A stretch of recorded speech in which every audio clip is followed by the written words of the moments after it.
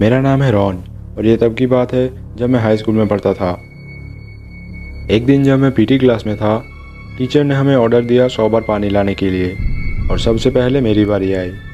मैं court yard के सबसे पास वाले बिल्डिंग में पानी लाने गया।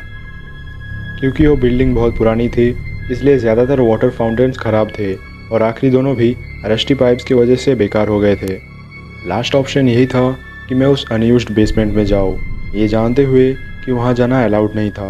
पहले मैं थोड़ा डर रहा था क्योंकि वहाँ कोई भी इलेक्ट्रिसिटी नहीं थी, लेकिन ये नॉर्मल था क्योंकि ये जगह सिर्फ गर्मियों के मौसम में यूज़ होता था।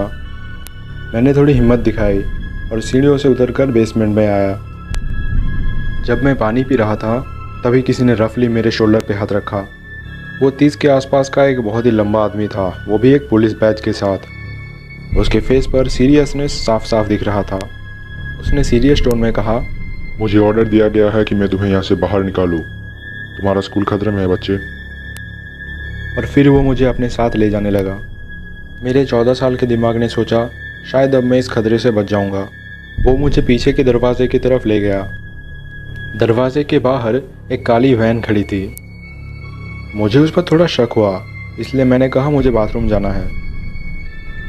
फिर मैं बाथरूम में गया और उसने कहा कि वो बाहर इंतज़ार करेगा। बाथरूम काफ़ी स्टिंकी था, पर फिर भी मैं अंदर की तरफ गया। उसने बाहर से कहा जल्दी करो। फिर मैंने उससे पूछा आखिर क्या हुआ है, कैसा खतरा, और बाकी सब लोग कहाँ हैं। लेकिन उसने कोई जवाब नहीं दिया। जब मैं बाहर आया तब तक वो जा चुका था। थोड़ी देर इधर उधर देख के मैं पीछे घूमा और तभी मैंने उसे देखा। लेकिन उसे देखकर मैं शॉक हो गया क्योंकि उसके हाथ में एक चाकू था और उसने वो चाकू मेरी तरफ पॉइंट कर रखा था। मैं बहुत डर गया और चिल्लाकर पीछे भागने लगा।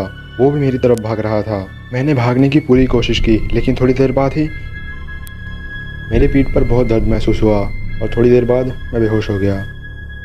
जब मेरी आँख खुली तब मैं हॉस्पिटल में था और मेरे पास मेरा भाई, मेरे पेरेंट्स और मेरे टीचर्स थे। मुझे पता लगा कि मेरे पीठ पर 2 बार चाकुओं से वार किया गया था। प्रिंसिपल ने बताया कि स्कूल में कोई साइको घुस आया था और इसकी अनाउंसमेंट भी कर दी गई थी। लेकिन मुझे वो अनाउंसमेंट सुनाई नहीं दिया क्योंकि मैं उस बेसमेंट में था जहाँ कोई भी इलेक्ट्रिसिटी नहीं थी। लेकिन अच्छी बात यह थी कि पुलिस उस वुडन डोर को तोड़कर अंदर आ पाई थी, और अगर उस डोर को तोड़ने में ज़रा सा भी और टाइम लगता तो शायद मेरे साथ और भी बदतर कुछ हो सकता था।